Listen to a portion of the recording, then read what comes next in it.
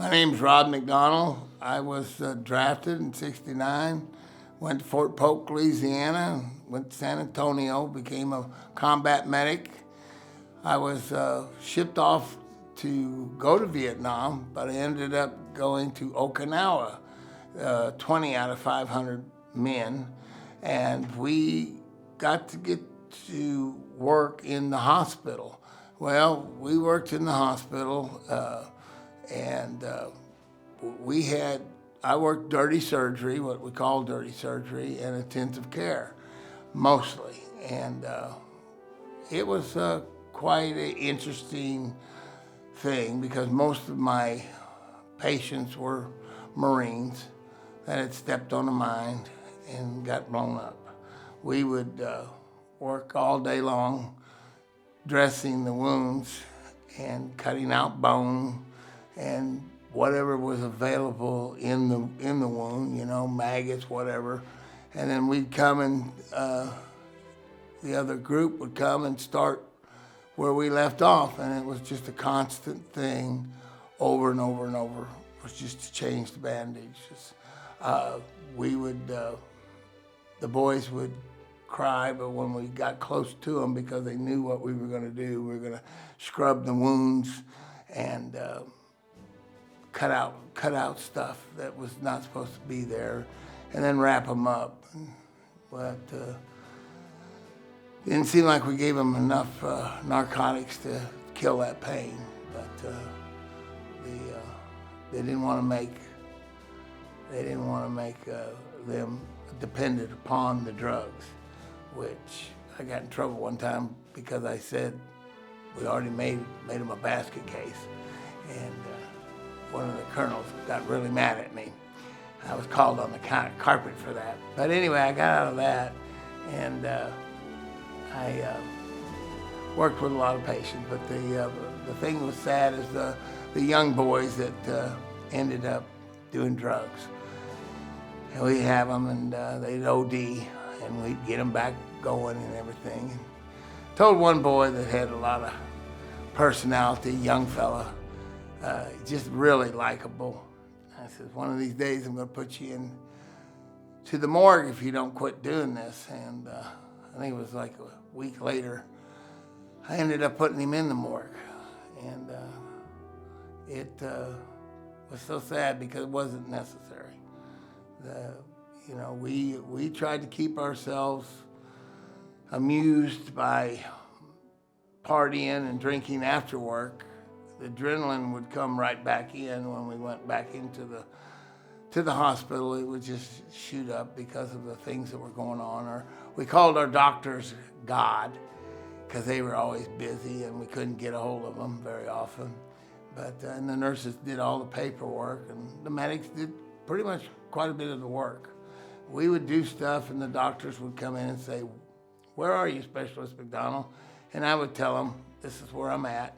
And then they would take lead, but I would be in charge until they got there. And quite a lot of stress because you never know if you're doing right, totally.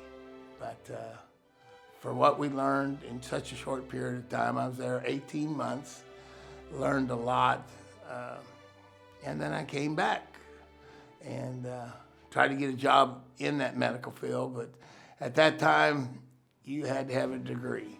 If you didn't have a degree, you didn't get to do anything. Couldn't even empty bedpans, which I was pretty good at that.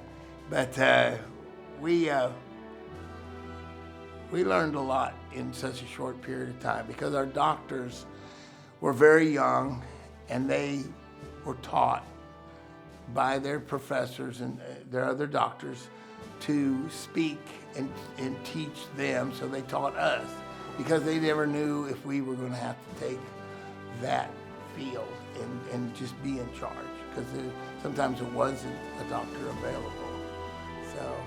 But that's what we did, and we tried to maintain as much as we could, but we got close to our patients. And when they died, it was awful sad because they told us about their girlfriends and their dreams and their hopes. And they gave us their medals and told us not to forget them. So we try not to forget them. And that's what this organization's all about. We're trying not to forget the vet that's out on the street. And it can happen anytime for a vet. He can get sick, he can have dental stuff and the VA not pay for it and be sitting out on the street because he couldn't pay his rent. We're trying to make sure that these young men and young women have an opportunity to have respect and love from the general public. The veterans, we're taking care of the veterans at the VA, but the only thing is, if you're not 100%, you don't get 100%. If you're 60%, which I'm 60%, post-traumatic distress and hearing loss from Claremore Mine, you know, but there's where the borderline gets a little bit weak, because if you're only 60%, they won't pay any dental, which I think they should pay some of the dental to help them out, especially if we're hurting, if we're needing it. If the veteran needs it, let's give it to him. But you know, they're under their rules, and we try to work them, talk to them, and explain that we want more things. We will work at it and tell them. V-Force is an organization that's trying to put people in homes wherever we can to help them stay off the street and stay off of the drugs. We're a young organization, and we are starting out, and we're having a tremendous amount of people that are there that we can get. It won't be a problem finding the vets.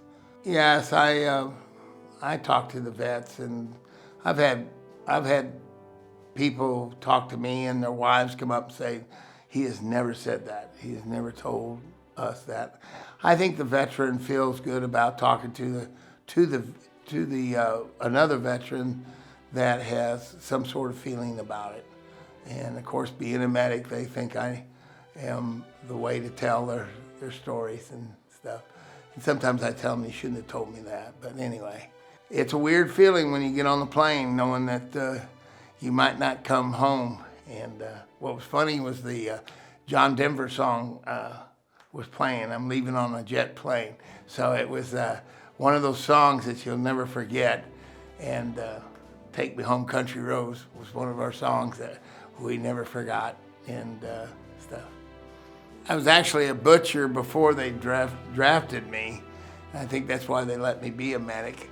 And I worked 6 months at the packing house, and as soon as they could, they dumped us. The vets.